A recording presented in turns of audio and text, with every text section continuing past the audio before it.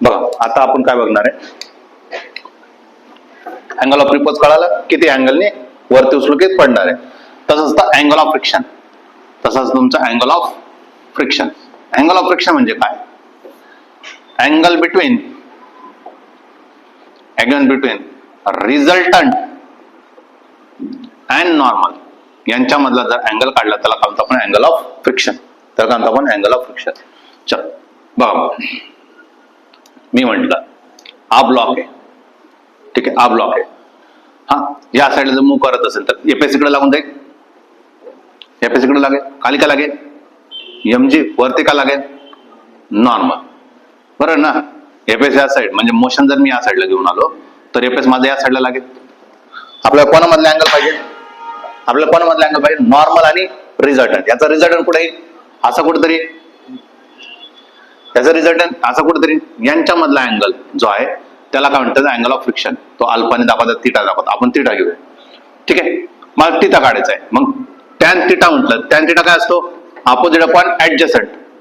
Opposite, opposite कोण आहे APS आहे, अपोजिट कोण आहे एपीएस आहे, आणि हे कोण आहे एन आहे. एपीएस व्हॅल्यू किती असते म्यू इंटू एन असते, आणि डिवाइड बाय काय झालं एन, एन गेट कॅन्सल, म्हणजे टॅन थीटा बरोबर काय आलं म्यू जोड काय टॅन थीटा. हे बघा आपण तेव्हा जो टॅन थीटा आला तो कोणासाठी आला होता, इन्क्लिनेशन साठी आलेला होता. हा थीटा कोणता आहे, हा कोणता हॉरिझॉन्टलीच फक्त कोणामधला अँगल आहे, angle between normal and resultant यांच्यामधला अँगल असतो, त्याला आपण म्हणतो अँगल ऑफ फ्रिक्शन. कळालं अँगल ऑफ फ्रिक्शन. बघा नेक्स्ट आपण एक शिकलोय, काय शिकलोय, pulling is easier than pushing. झाले नाही, नेहमी पुलिंग करणे आपल्यासाठी सोपं असतं पुशिंग करण्यापेक्षा. तर पुलिंग साठी आपण म्हटलं तर मग आपल्याला काय लागलं तर कमीत कमी फोर्स लागेल त्याला, कारण की पुलिंग कसं आहे इझियर आहे. तर त्यासाठी मिनिमम फोर्स जर विचारला फॉर्म्युला तुम्हाला एफ मिनिमम, तर लक्षात ठेवायचं आहे mu m g upon under root of 1 plus mu square. काय फॉर्म्युला आहे mu m g under root of 1 plus mu square. हा फॉर्म्युला आपल्याला लागेल एफ मिनिममचा प्रत्येकासाठी, म्हणजे इन्क्लाइन घेतला तरी तुम्हाला लागेल आणि हॉरिझॉन्टल घेतला तरी हा फॉर्म्युला लागेल. बोथ इन्क्लाइनला पण, इन्क्लाइन बघा असं वडायला, वडणं सोपं आहे ढकलण्यापेक्षा. आपण सगळं प्रॅक्टिकल पण समजून घेतले. तर फॉर्म्युला आहे एफ मिनिममचा फॉर्म्युला काय mu m g under root of 1 plus mu square. कळालं. जसं की मी एक क्वेश्चन देतो, हा 10 किलोग्रामचा ब्लॉक आहे आणि इथला जो फ्रिक्शन आहे तो घेतला मी, कोएफिशिएंट ऑफ फ्रिक्शनची व्हॅल्यू घेतली मी 1/2, मास आहे बाकीचं नाही. आपल्याला काढायचं मिनिमम फोर्स किती लागेल त्याला मोशन करण्यासाठी, जस्ट मूव्ह करण्यासाठी त्याला किती फोर्स लागेल, मिनिमम फोर्स किती लागेल. तर तुम्हाला कळाला म्यूच्युअल किती mu m g, mu m g under root of 1 plus mu square. म्यूच्युअल किती 1/2 आहे, एम ची व्हॅल्यू किती 10 आहे, जी ची व्हॅल्यू किती 10 आहे, अंडर रूट ऑफ 1 आहे, म्यूच्युअल किती 1/2 आहे. त्याचं काय करायचं आपल्याला स्क्वेअर करायचा आहे. मग 2 पंचे 10 आहे, म्हणजे किती झाले 50 आहे.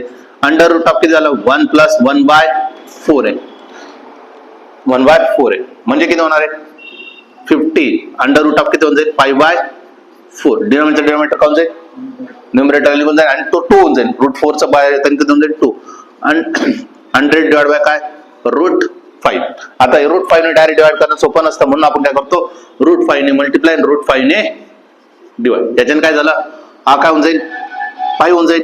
5 झालं तर 5 चोक 5 दुने 10 म्हणजे 20 रूट 5.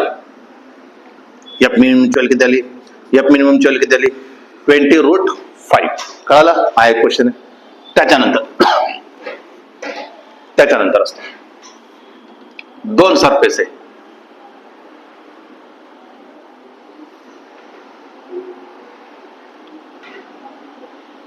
हा थीटा, हा पण थीटा आहे, पण हा आहे स्मूथ सरफेस आणि हा आहे तुमचा रफ सरफेस.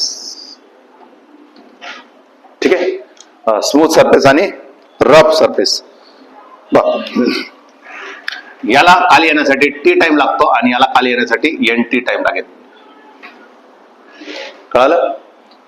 स्मूथ सरफेसला जास्त वेळ लागेल का रफ सरफेसला जास्त वेळ लागेल, स्मूथ सरफेसला जास्त वेळ लागेल का रफ सरफेसला जास्त वेळ लागणार, रफ सरफेसला. ते सांगितलं. रफ सरफेस साठी किती जाणार आहे? टी इंटू किती? N T. याला टी टाइम लागेल तर याला किती वेळ लागेल? एन टी टाइम लागेल. तर 2 मिनिटं फॉर्म्युला बघूया.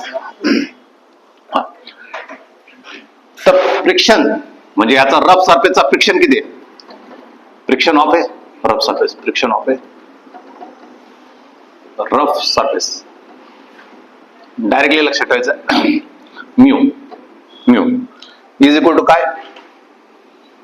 म्यू इज इक्वल काय? 1 minus 1 upon n square into काय? Tan theta.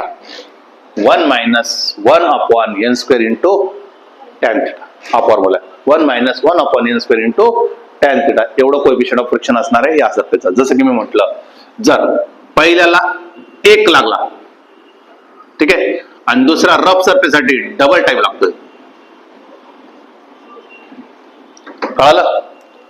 पहिल्याला 1 येतं, दुसरा डबल लागतोय. म्हणजेच काय? यांची व्हॅल्यू किती आली? यांची व्हॅल्यू किती आली? 2 आली. यांची व्हॅल्यू किती आली? 2 आली. जर थिटाची व्हॅल्यू जर दिली त्यांनी 45 डिग्री, किती दिलाय? 45 डिग्री, आणि विचारला तर मला सांगा कोएफिशियंट ऑफ फ्रिक्शन किती? कळालं का? रफ सरफेस साठी किती लागतोय टाइम? डबल लागतोय, ट्रिपल लागतोय, 4 टाइम्स लागतोय. जे काही देते त्याच्यानुसार विचार करायचा आहे. आता किती सांगितलं त्यांनी? डबल. म्हणून यांची व्हॅल्यू किती झाली? 2. याला 1 सेकंद लागलं तर याला किती लागतायत? 2 सेकंद. याला जर 4 सेकंद लागतात, इकडे किती लागतील? 8 सेकंद. असं त्याचं म्हणायचंय. तर आपल्याला काय विचारलं? म्यू. आता म्यू जर म्हटलं तर तुम्हाला माहितीये काय formula? 1 minus 1 upon n square into काय? Tan theta. चला, 1 मायनस एन, यांची व्हॅल्यू किती? 2. 2 चा काय झाला? स्क्वेअर, किती झाला? 4. टॅन किती? थिटाची व्हॅल्यू किती? 45 डिग्री. म्हणजे किती झाला रे तुमचा? 3/4. 4 मायनस 1 3/4 इंटू टॅन 45 ची व्हॅल्यू किती येणार आहे? 1. मग 3/4 म्हटल्यानंतर किती? 0.4 7 28 गुले किती? 2 4 25 0.75. म्युच्युअल किती झाली? 0.75. हे लॉजिक कळालं? असं क्वेश्चन येतं. यासाठी किती टी आहे? तर यासाठी किती लागला? N T. म्हणजे डबल टाइम लागला, ट्रिपल टाइम लागला. तर तुम्हाला कोएफिशियंट ऑफ फ्रिक्शन काढून द्यायचं आहे त्यासाठी. दुसरा पॅटर्न, जर सपोज हा थिटा अँगल ने काय आला? थिटा अँगल आहे, इथून निघाला आणि इथं पोहोचणार आहे, ठीक आहे. इथं पोहोचून थांबणार, म्हणजे फायनल वेलोसिटी किती होणार तुमची? 0. इनिशियल वेलोसिटी किती तुमची? 0. पण अर्धा पार्ट कसा आहे? स्मूथ आहे. अर्धा पार्ट कसा आहे तुमचा? स्मूथ आहे. अर्धा पार्ट कसा आहे तुमचा? रफ आहे. कळालं? अर्धा पार्ट कसा आहे? स्मूथ आहे, आणि अर्धा पार्ट कसा आहे? रफ आहे. याच्यामध्ये काय घेतला आपण? एक स्मूथ घेतला, एक काय घेतला? रफ घेतला. याच्यामध्ये काय? एकाच ह्याच्यात दोन्ही पण आहे. याच्यात काय झालं? एका ह्याच्यात दोन्ही पण आहे. तर तुम्हाला विचारलं जातं कोएफिशियंट ऑफ फ्रिक्शन सांगा. काय विचारलं जातं? कोएफिशियंट ऑफ फ्रिक्शन कोणाचा? Rough surface. स्मूथ म्हटल्यानंतर कोएफिशियंट ऑफ फ्रिक्शन राहत नाही. कोणाचं विचारतायत ते तुम्हाला? रफ सरफेसचं. मग त्यासाठी डायरेक्ट फॉर्म्युला लक्षात ठेवायचा. म्यू इक्वल काय? 2 टाइम्स ऑफ टॅन थिटा. काय? 2 टाइम्स ऑफ टॅन थिटा. पण याच्यामध्ये काय होतं माहितीये ना? इथून सुरू होतोय रेस्ट पासून आणि फायनल जाऊन पण थांबतोय, रेस्टला पोहोचतोय. मग तेव्हा काय केस राहणार तुमचा? म्यू इक्वल काय? Tan theta. ठीक आहे. बघा मग जर मी म्हटलं थिटाची व्हॅल्यू थिटाच्या जर थिटा मी जर म्हटलं 60 डिग्री, थिटा किती म्हटलं रे? 60 डिग्री. थिटाची व्हॅल्यू मी 60 डिग्री येते. तर तुम्हाला विचारलं कोएफिशियंट ऑफ फ्रिक्शन सांगा, तर तुम्ही काय विचारलं? म्यू इक्वल काय? 2 tan 60. 2 tan 60 म्हणजे किती रे? 2 tan 60 म्हणजे किती रे? tan 60 म्हणजे किती? 1/100 रूट 3. 2 रूट 3 ची व्हॅल्यू किती? 1.732 म्हणजे एक बेदुने 4 बेत्रिक 6 7 दुने 14 बेक 3.44. म्यूची व्हॅल्यू किती आली? 3.464. एक क्वेश्चन झाला इन्क्लाइन वाला झाला. अजून याच्यामध्ये तुम्हाला क्वेश्चन येऊ शकतो आशाचा पार्ट.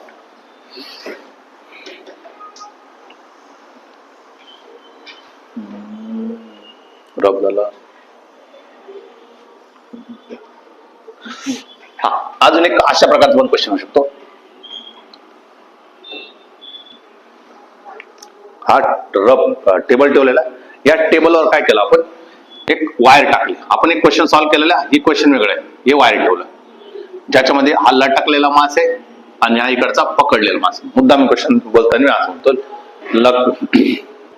लटकलेला आणि पकडलेला मास म्हणजे टेबलवरून खाली वायर म्हणतील, रोप म्हणतील, स्ट्रिंग म्हणतील, चेन म्हणतील, काय पण म्हणतील, पण आपण त्याला फक्त लेंथ विचार करणार आहे. जसं मी म्हटलं टोटल लेंथ 5 मीटरची आहे, टोटल लेंथ किती 5 मीटरची असं मी म्हटलं असतं. टोटल लेंथ टोटल लेंथ नंतर मी क्वेश्चन म्हणतो टोटल लेंथ किती 5 मीटरचं आहे. हा मी जर म्हटलं लटकलेला किती, लटकलेला जर मी म्हटलं 4 आहे, लटकलेला किती 4 आहे, तर तुम्ही काय पकडलेला किती होऊन जाईल, पकडलेला किती होईल, हा लटकलेला जर 4 असेल तर पकडलेला किती होऊन जाईल,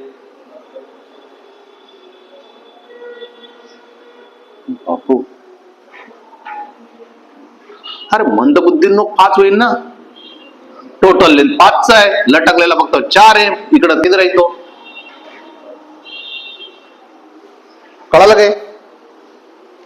मग क्वेश्चन आहे जर इफ कोएफिशियंट, हा या साइड फॉर्म्युला आहे, कोएफिशियंट ऑफ फ्रिक्शनचा फॉर्म्युला असतो लटकलेला भागिले पकडलेला, मी असं बोलतो L/P असतो, लटकलेला भागिले पकडलेला. बघा जर तुम्हाला काय दिलंय, तुम्हाला विचारलंय if coefficient of friction is 0.25, then find the